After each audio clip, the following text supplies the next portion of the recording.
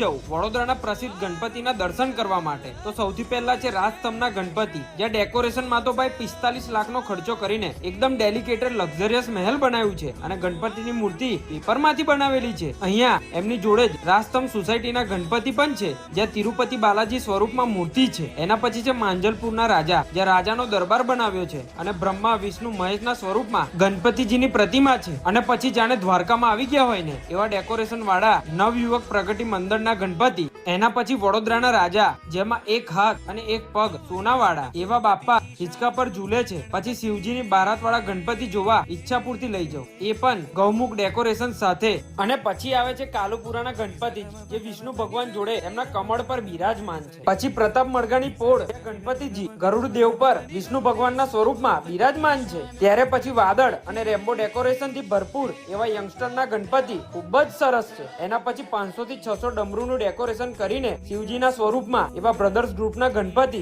તો કેવું દિલ ખુશ થઈ ગયું ને? હજી તો બહુ બધા ગણપતિ બાકી છે જે યુટ્યુબ વિડીયોમાં છે, તો યુટ્યુબની લિંક તમને બાયોમાં દેખાતી જ હશે. તો હમણાં જ વિડીયો જોઈને લાઈક, શેર અને કોમેન્ટ કરી જ દો અને કોમેન્ટમાં લખતા જ જજો ગણપતિ બાપ્પા મોર્યા.